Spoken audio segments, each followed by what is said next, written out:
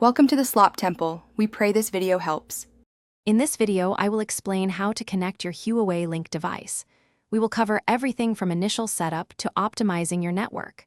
First, let's ensure you have all the components, including the device itself, its power adapter, and any included cables.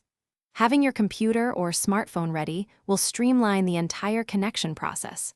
This guide aims to make your setup straightforward and efficient. Now, let's get your Huawei Link powered up and ready.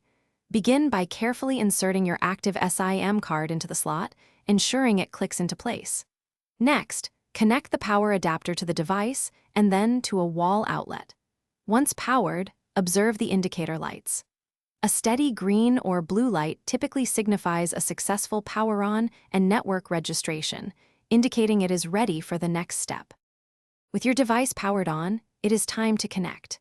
Find the Wi-Fi network name, also known as SSID, and the password printed on a label, usually on the back or bottom of the device.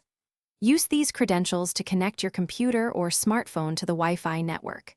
Then, open a web browser and enter the default IP address, often 192.168.8.1, to access the settings.